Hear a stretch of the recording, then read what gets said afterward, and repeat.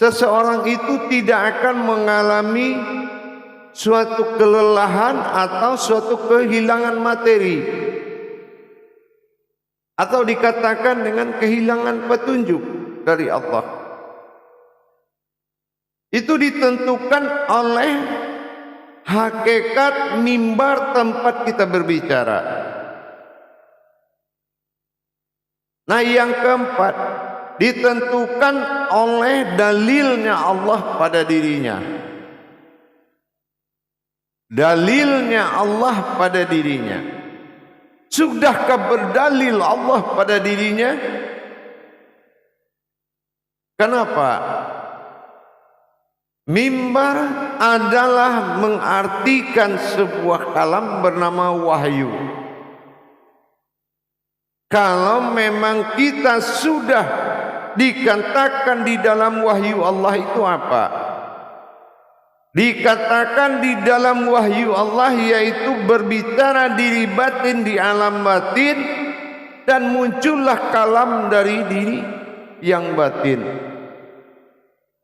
atau disebut munculnya kauni pada diri batin.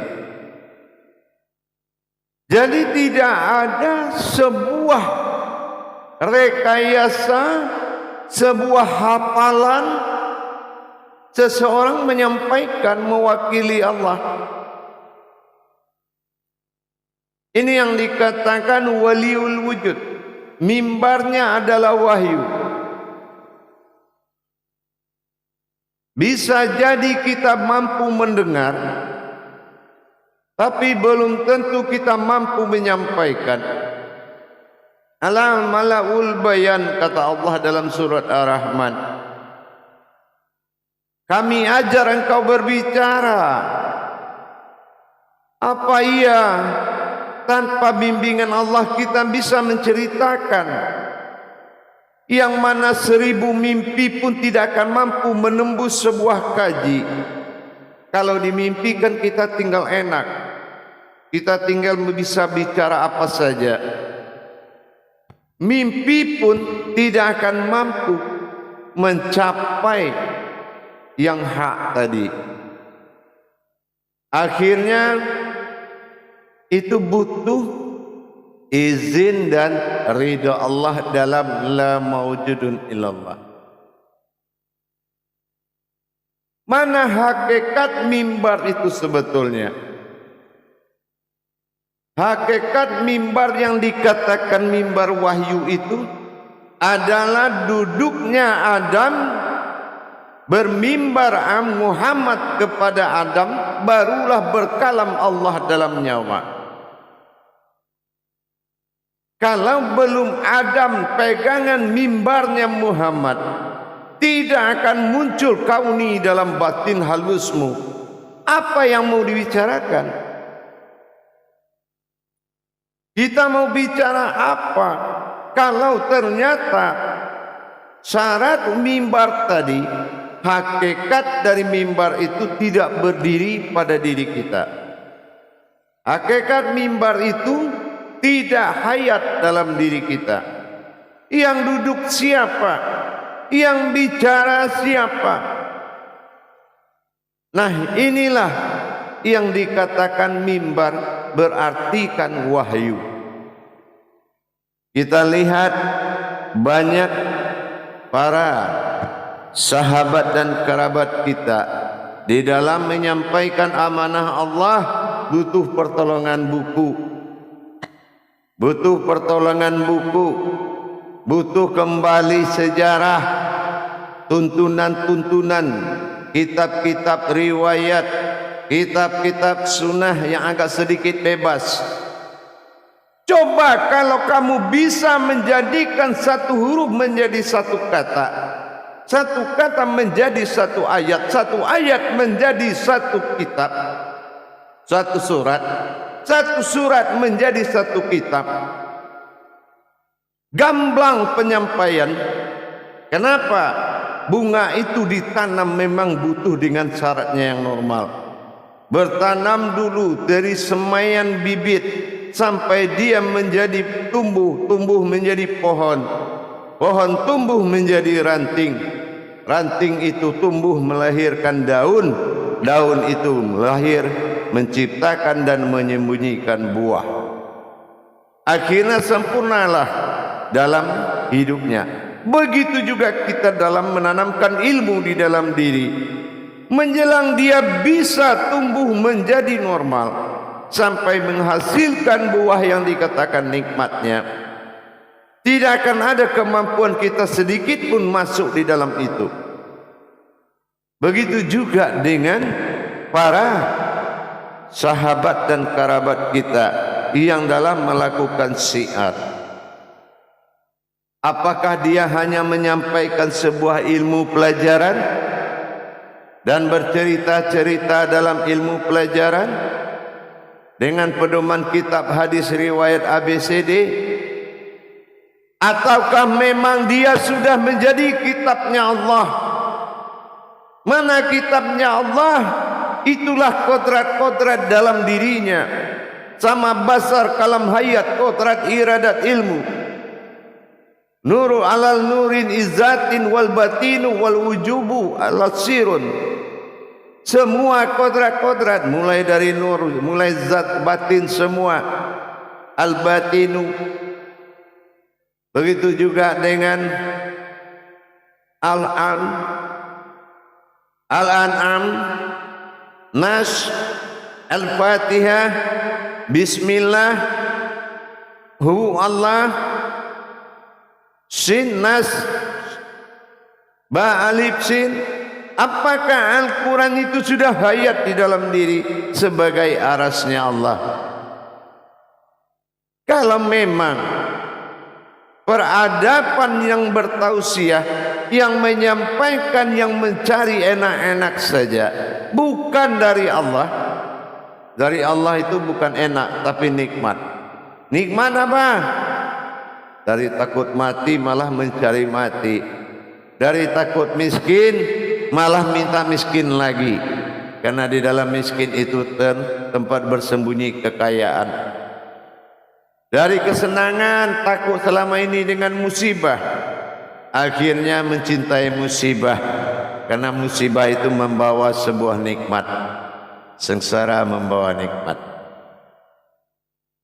Tidak mudah, wahai saudaraku, tidak mudah menjadi wasilahnya Allah. Tidak mudah sekali. Kesulitan yang tinggi adalah kebenaran yang tinggi di dalam diri. Apakah memang kita sudah menguasai? Setelah menguasai, apakah pernah menyaksikan, pernah mengenal dan merasakan dalam perjalanan tajalinya? Bagaimana kita mendapatkan Allah sudah jadi Tuhan dalam diri? Tuhan, Allah itu memang Tuhan, tetapi belum tentu menjadi Tuhanmu dalam diri. Karena kamu belum ada tahu mana batasan Tuhan dan umat dalam diri. Jamaah yang dirahmati Allah, kaum muslimin dan muslimat rahimakumullah. Ini ditentukan oleh marwah seorang pembawa agama. Apakah memang dia sudah ahlul baitnya agama, ahlul kitabnya agama, atau memang dia sedengar atau disebut dengan jiping, dengar kaji dengan kuping, cerita lagi ke yang lain, samyana wa ta'na kepada guru, tidak taat kepada Allah.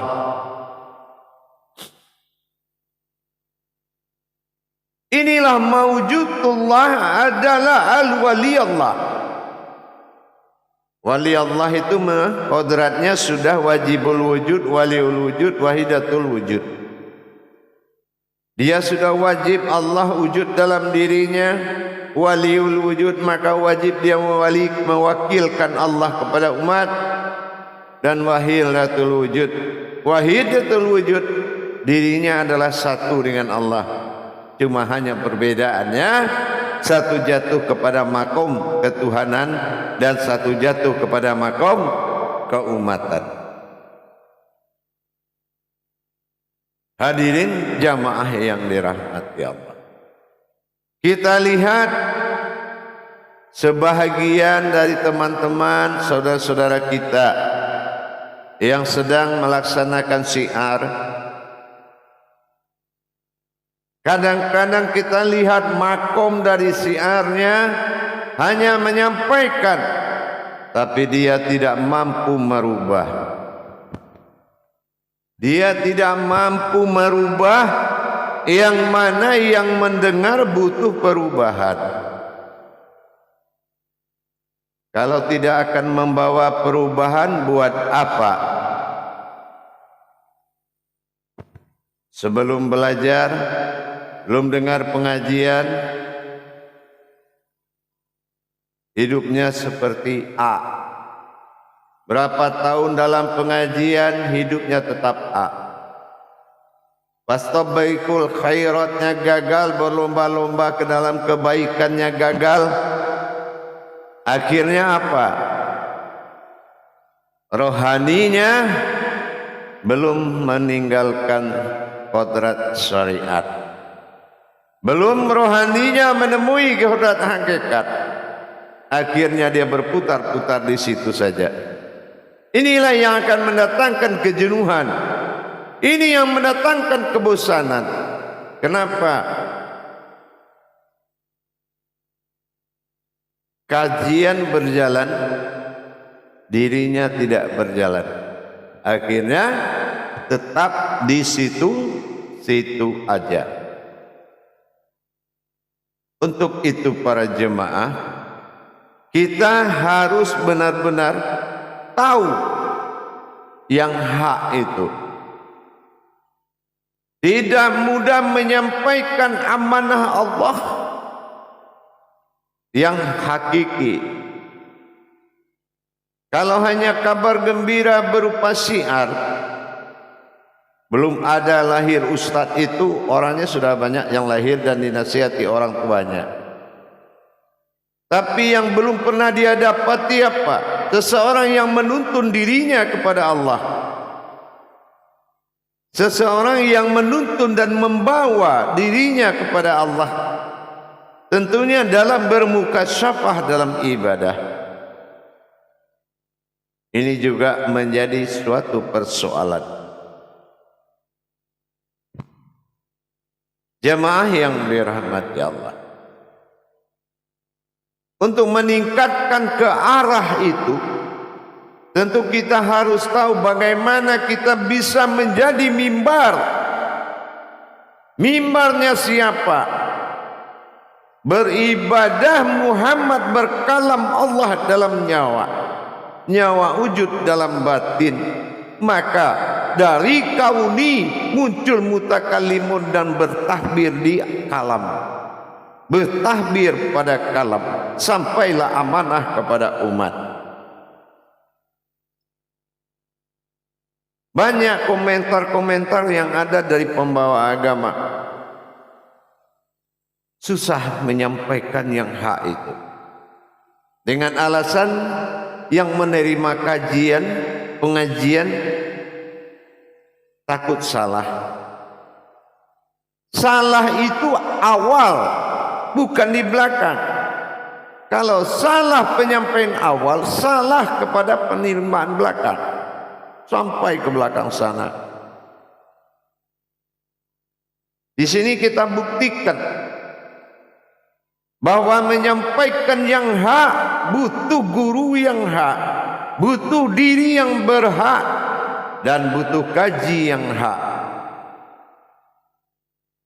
Makanya banyak pemahaman tauhid tidak bisa dijalankan oleh ulama dan umat karena butuh izin Allah, dan itu bernama faham.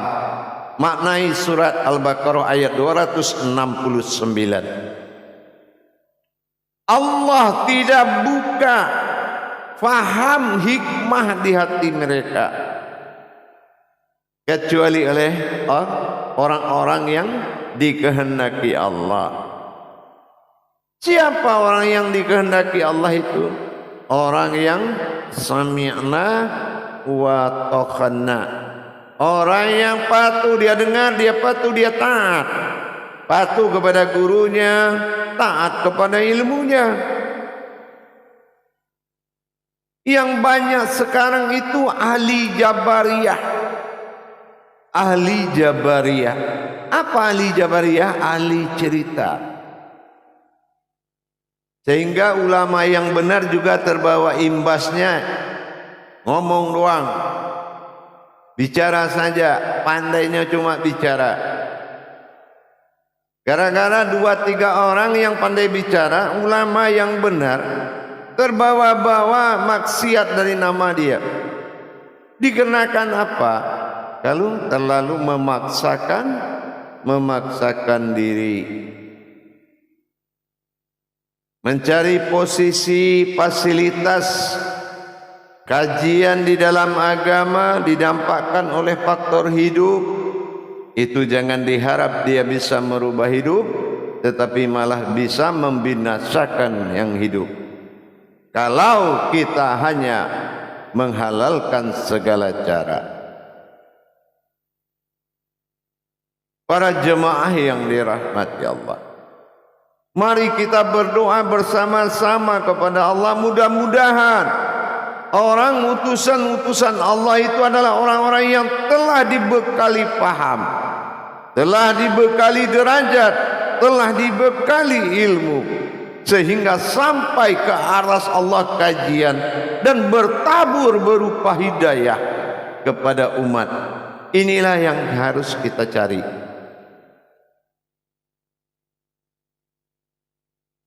Maka dari itu para jemaah, para hadirin dan pemirsa sekalian YouTube Buya Pasaman Timur, mari kita cari perubahan.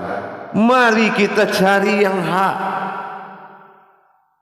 Sudah tua dan sudah lama kita dalam hidup. Harusnya sudah ada peningkatan ketuhanan. Jangan kita melihat ada orang beragama tapi tidak bertuhan. Maka kita harus benar-benar meningkatkan kualitas agama kita dengan belajar. Apalagi kita tidak mendapatkan marwah mimbar tadi. Marwah mimbar itu berdirinya ilmu yang hak disampaikan oleh ulama yang hak dan diterima oleh murid yang hak. Bukan hanya sekedar terjadi, bukan hanya sekedar menyampaikan. Kita harus menyelamatkan diri sesuai dengan makom ibadah kita yang bernama Islam. Sesuai dengan makom ibadah kita bernama Islam. Islam itu maknanya 3. Yauma ulitu, diselamatkan kehidupan kita di dunia. Yauma mumitu, diselamatkan kematian kita dalam sakaratul kepada Allah. Dan diselamatkan yauma absawaya, diselamatkan pertemuan kita kepada Allah. Diselamatkan kita bertemu dengan Allah, tentunya dengan mengetahui derajat dan rahasia-rahasia Islam dan hakikat-hakikat yang hakiki di dalam belajar. Memperbanyak pemahaman hakikat dalam ilmu tauhid, mentauhidkan diri kepada Allah dengan hak. Itulah mimbar. Kalau kita berbicara di luar, dimanapun kita berbicara, di rumah, jangan lupa mimbar, mimbar dan mimbar. Dirikan mimbar. Bermimbar Adam, Muhammad kepada Adam, berkalam Allah dalam nyawa. Itu mimbar. Wahyu. Karena Adam berwujud kepada nur, Muhammad berwujud pada zat, dan kalam berwujud pada kauni, yaitu Rabbani batin. Maka sampai dia kepada umat. Dijamin sampai kepada umat.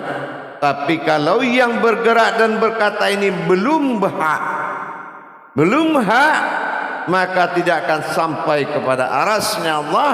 Maka arasnya Allah tidak menurunkan berupa petunjuk, berupa keberkahan, berupa hidayah.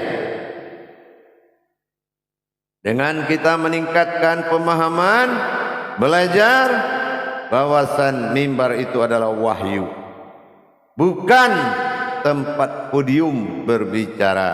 Jangan samakan podium itu dengan mimbar. Ingat, hakikat dari mimbar itu adalah wahyu. Hakikat dari wahyu adalah kauni. Kauni mutakalimun, takbir berupa kalam. Inilah kodratnya harus rabbani, nurani, rohani dan nurani.